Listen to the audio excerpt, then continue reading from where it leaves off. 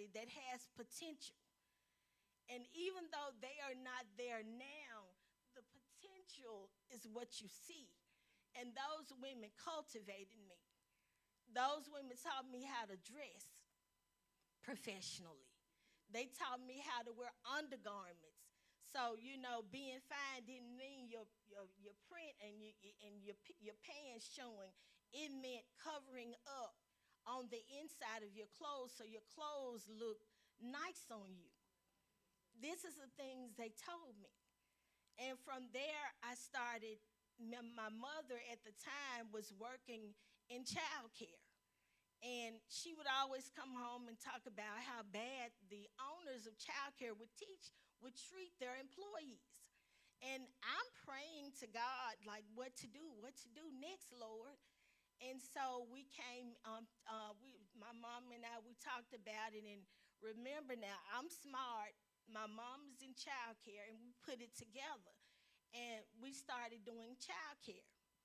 But again, I'm ghetto at the time. And my mom is working, and we decided, I'm going to do childcare in my house. But I'm going to tell you something. In the beginning, sometimes you got to do what you got to do. And we started in my house unregulated, but we were good. I kept working. I took the front of my house, and we converted it into a child care center. Now, unlicensed, but we were successful because people came from everywhere to bring their kids. So as time went on and we were doing this, I started, learning that there are certain things that you need to do in business that you can't do in personal. And so I asked God, I said, Lord, we need to move because we had too many kids. And within 6 months, we moved, and I found a business for sale. And I'm going to tell you, when God got something for you, man, you are not going to miss it. If he got it for you, if you're really in his plan, and you talk about make me over, he's not going to let you miss it. Because I'm looking in the paper, and at the time, I was into real estate, studying real estate. And I was looking in the paper, and the Holy Spirit spoke to me and said, go to the business for sale section. I'm like, nah, I'm looking at real estate right now, ghetto. And the Lord said again, go to the business for sale section. Nah, I'm looking at this right now. Not really realizing that it's God. And he said it again, but he said it like a mean daddy. Like, go to the business for sale section. I said, okay. And I flipped the pages, and I went over and I looked at it. And there was an ad about this big. But the Lord magnified that thing so big to me, guys. I'm talking about every part of it was in bold letters. I didn't see nothing else on the page but that little ad that he wanted me to see. And it said, business for sale, daycare center, been in business 17 years, van included. What? Let me check this out. Okay, Lord, I see what you were doing now. And I called them, I set up a meeting, and I eventually, worked through the meeting, and God did so many wonderful things in me getting to this point. But once I acquired the building, the business, I got into a business with no money. And I told God, I said, Lord, okay, now you told me how to work this deal, but I ain't got this money that I said I have. And the Lord told me what to do and how to get it, and I got it. But guess how I got it? Say, how? The Lord blessed me through this lady that I knew that was an elderly lady. And this lady mortgaged her house and gave me $25,000. So that's why I tell you, favor. Favor. But when God got something for you, I don't care what your situation is, it's for you. You don't have to see it. Stop thinking you need to know everything God is doing. It ain't your business. Your is to do what he say do. Not to make him do what you want, but to do what he says do is all that you need to do. So I got the daycare, and I got this business making about $6,000 off top a week. And I'm ghetto and I'm happy. Because I'm like, ooh, yeah, I'm in the money. Ooh, I was in the money. I ain't think about no taxes, Crystal. All I saw was money. So I got my mama making money, my sister making money. We buying fancy cars. We in now. And then the IRS came. See, you got to still take care of your business. You got to still take care of your business because you're still in their system. You're still in the world's system. I don't care how God blesses you, you're still in the world system. And I didn't pay them taxes. I tried. I paid them, a little sum, but I owed them over $100,000. And they came and knocked on my house door. And they knocked on my business door. And they put all kinds of liens on me. They didn't put no signs on the door. They just put liens on all my bank accounts. Every source of income, everything that they could find with my Social Security number, they took it. Within a month, they took about $30,000, $40,000. And they intercepted the state payments for the children, the food money for the children. They didn't care because they said I owed them. But God made a way because he wanted to make me over. He wanted to make me over. So I had to learn. You can't just go in and put your hand in a pot. You got to do this right. And so I asked God, not just make me over, transform my mind. Because now I need a mind transformation. I needed to understand what I was doing. Okay, Lord, you done made me over, but you left me with this ghetto mind. So now, Lord, you got to transform my mind to understand what I'm doing. And in that, he transformed my mind. So then I had to wheel it in. I had to tell everybody, I can't give you all this money no more. I can't pay everybody. I can't keep everybody looking good and on the high horse because ultimately this is on me. It ain't on nobody else. And if you don't take anything else from this, your business in your name with your Social Security is on you. I don't care who you make happy, it's on you. They gonna come, they ain't gonna say, well, what did you do with the money? They don't care. They know you just didn't pay them. They don't care that you helped somebody. They don't care that you wanted to make my mama happy. They don't care. They want to know what $800,000 they say you owe them. And it wasn't long that it turned to over 100. But the Lord worked it out, and he transformed my mind. So now I have Cooper Cottage School that is very successful, that's making well over $500,000 a year, I've been in business long enough to have children that bring back their children. I have children that are grown. I have children that come back to see us and say, y'all still here? It's more to business than just getting it. You're going to have to know how to keep it. You talk about forming your business, you need to start with copywriting and trademarking your product. I do more than daycare now. I have rental property. I do business consultations to teach people like you the basics. I have commercial property. So there are things, a lot of things, but I think most of us get caught up in the money. And when you're an entrepreneur, money is not going to be what drives you. Your passion is what drives you.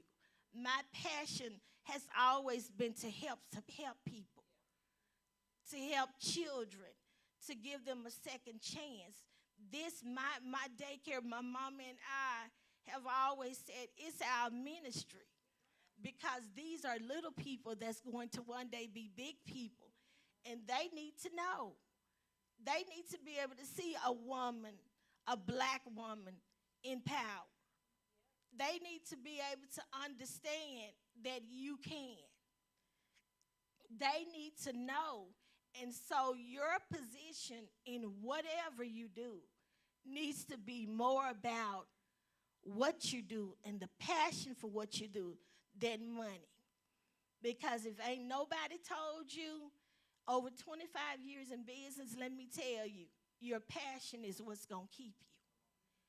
Because there were days that I didn't make no money. There were days I would call my mama crying. Pray for me, Granny. I don't know what I'm going to do. I don't know what is going to happen. But it was never sell the business. It was never let the business go because that was my passion.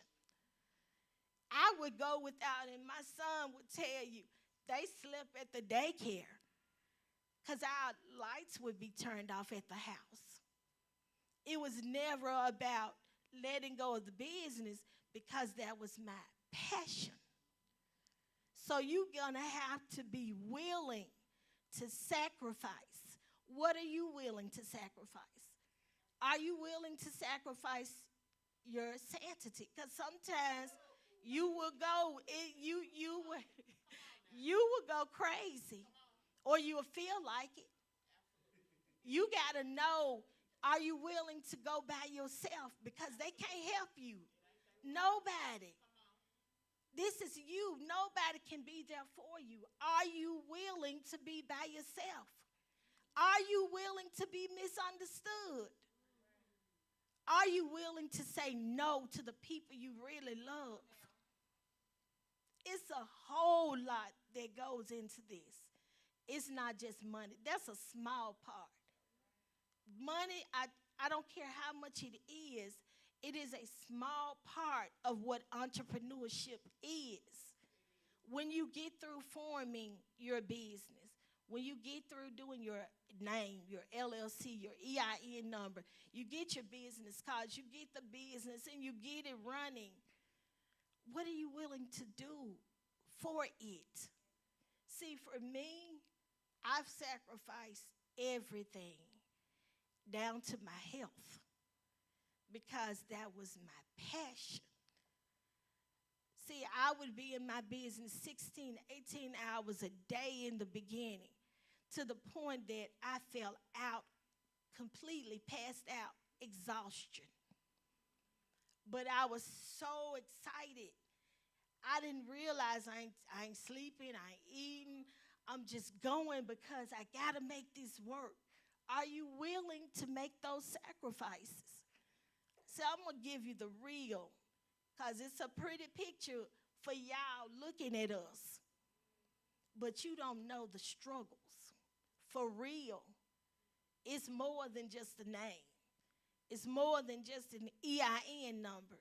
It's more than the money. It's so much more that's going to come with this. Are you ready to be made over? Are you ready for the sacrifices? Because there are a lot. Yes, I make the money now, but 10 years ago, are you willing to stay when you don't have money? Because it's going to take a lot. I want you to know what really is behind that name. And it is commitment. It is a willingness to be made over. It is championing your cause. You see, I do more than as I said, childcare now. But it's only after I've been in business and got my first business situated and settled to where I'm able to now branch out.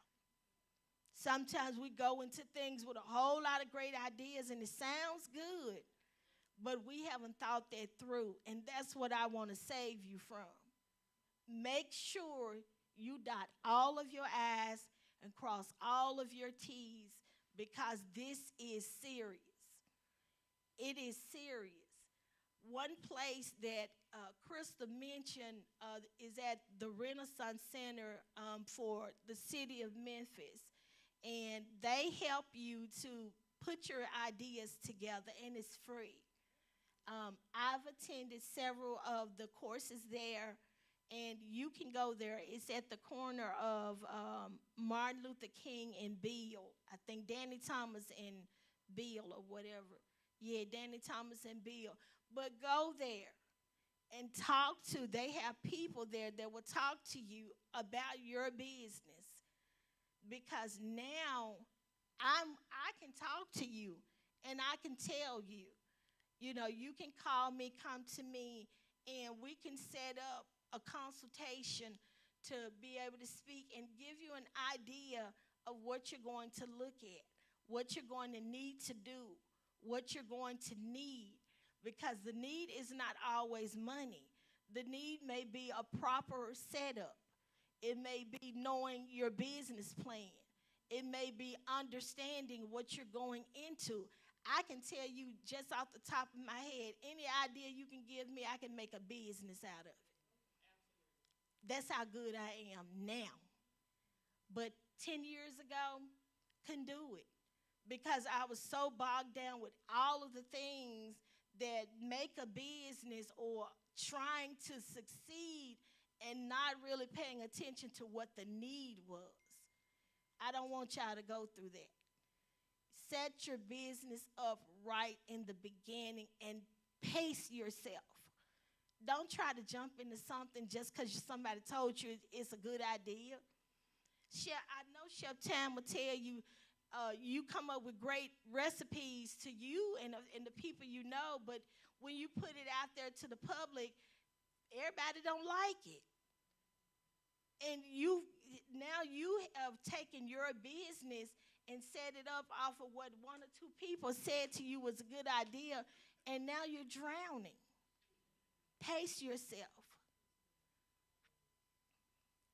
I take right now just any questions before I continue on. What?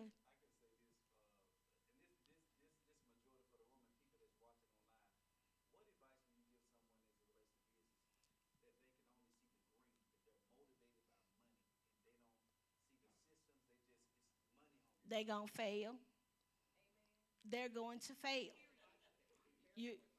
There is, yeah, because you're going to fail. If you are driven purely by money, by what you think you can make, I can really tell you, you're going to fail. Because the money is not going to always be there. If COVID should have showed all of us what business is. If you were not ready, if your business was not properly situated, you failed.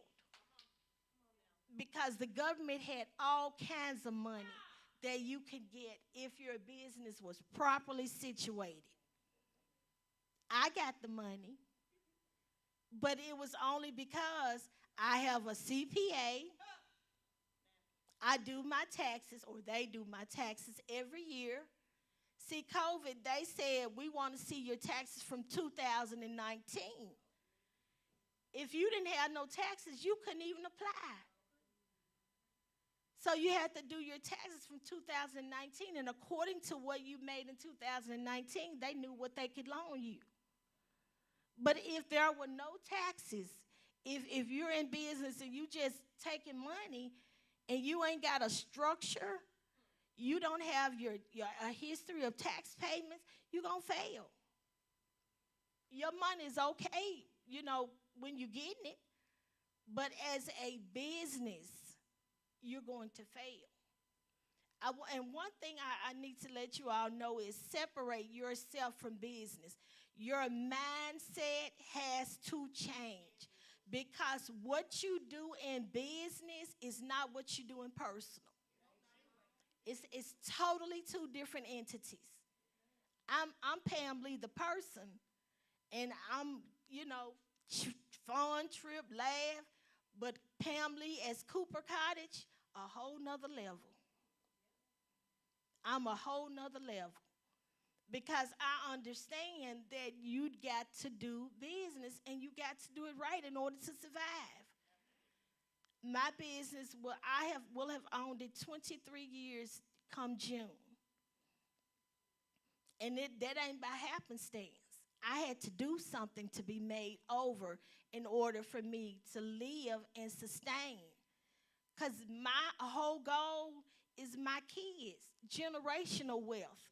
I want to leave this to my kids.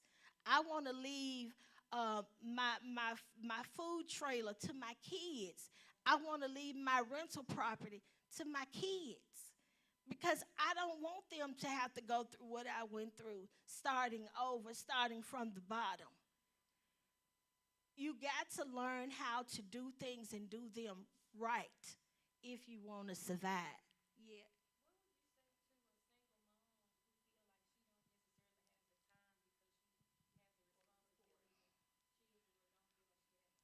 I'm a single mother.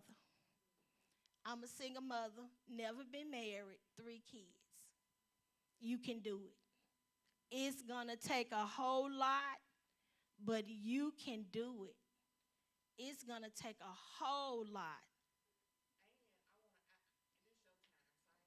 Go ahead.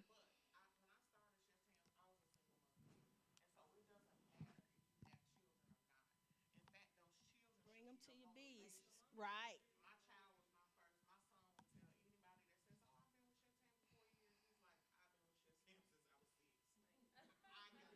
Mm-hmm.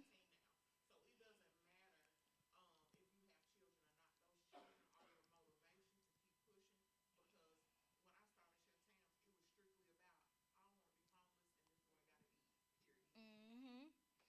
And your children can work in your business. That my kids have always, yes, and it's a tax write-off. My kids were there with me when I would be there all day and all night. They were there with me. They worked with me. Now they grew up and it's an inside joke that they all hate the daycare because they say they tired of that. It's an inside joke, and it's just because I didn't let my business go, but I didn't let my kids go either. They had to be there. Every other culture does it. Mexicans do it when they're out. You see them and they work, and the whole family, little kids and all. When you go into these stores, restaurants, and there are other nationalities, their kids are there. They do little stuff. They'll make you drinks so the same thing I had to do with mine. I had to bring them. I ain't had no babysitter. Wasn't nobody I could take them to. We got to go to the daycare. When they would get sleepy, I would tell them, go pull out one of the cots and go lay down. Because we going to be here. You don't leave your kids. You don't stop your dream. You push on and you bring your children with you.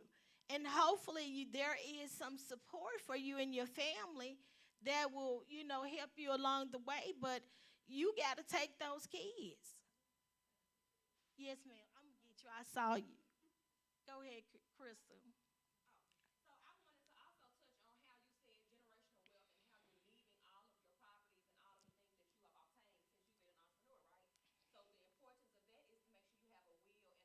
Right.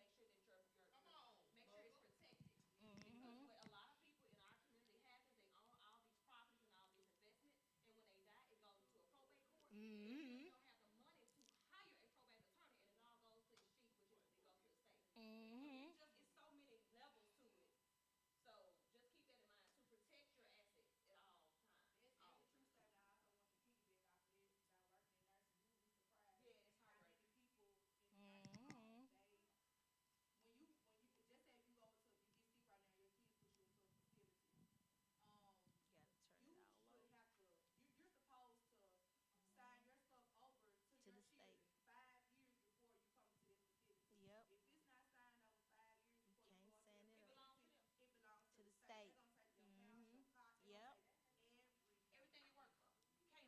And trust me, I experienced that 2 years ago when I had the stroke. And they called me and were asking me because I was totally paralyzed. So I've come a long way. Look at God, yes. But the state called me, or social worker called me, and they asked me if I wanted to for the state to send me a caregiver. And I said, okay, so what does this require? And she said, it requires you to sign over all of your assets. Ooh, no, thank you. I'll do it myself. And I hired my own caregiver because I'm not signing any of my properties or anything over.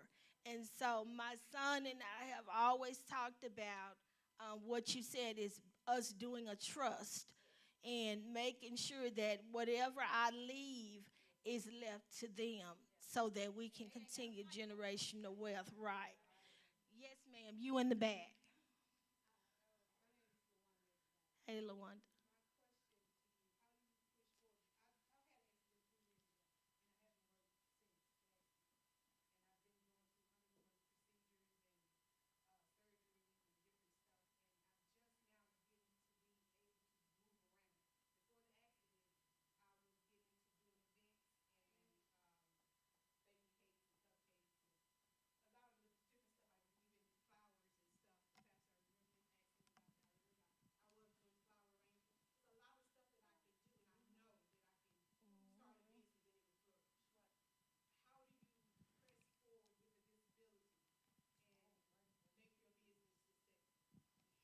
So, what I did was I had to ask for help. My situation would be kind of unique to what you're saying because, as Crystal said, I already had a team.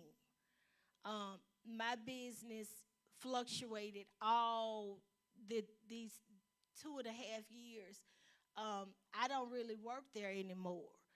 My mom, my sister, the staff, they've kept the business going for me. But for you, if you're just starting, then you start with what you got. You start with where you are. I don't know. It's this mindset that we always have to be big. You don't have to be big to start. You grow, you pace yourself. And that's what I mean when I say pace yourself. Do what you can. Because, yeah, you not the only competition is yourself. You're competing with yourself. What can you do? Like if you can just do flower arrangements. Call people. People are dying every day. Do flower arrangements for funerals.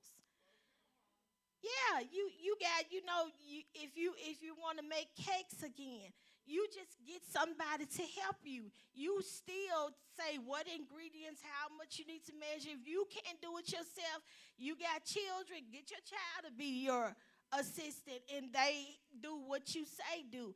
There is no limits. There are no limits. That's it. God has given you so much. You just got to know that you know that you know and be sure of yourself. If it don't go right the first time, throw it out. That's okay. Do it again. And again until you get it to where you want. But that don't a limit.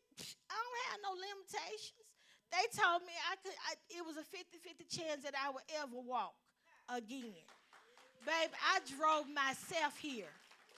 I went on Amazon and I found every piece of equipment that I thought I could use, that I thought I would need to put in my car so that I could drive because I knew it's too much in my mind. I can't stop. It's too much. So, what do I need to do to be able to get back to where I was? And I did what I had to do. Yes, I drive. I have a special pedal in my car, but I drive. Yes, I got one arm now that I can use, but I drive. You understand? I still live, me and my daughter. I don't, nothing about me other than this that you see has changed. My brain, thank you, Jesus, he kept my mind because I didn't lose none of that. I'm as smart as a whip still. I can still do whatever I want to do. There are no limitations. And I want you to know that. There are erase whatever is in your mind and you start with where you are, what you have, and you ask for help. That's the biggest thing. Okay, I ain't got both of my arms no more, but people around me do. Or even if I have to pay, I paid a caregiver. If I had to pay her to come in and do something for me, so be it. I was paralyzed. She had to bathe me in the bed. Like I couldn't get up. But I knew I needed to be clean and stuff I needed to do, so I paid somebody to do that for me. The end result was that it was done. And that's all you want to do is get to the end. What is it that's going to help you get to the end? And you do that. Yes, ma'am.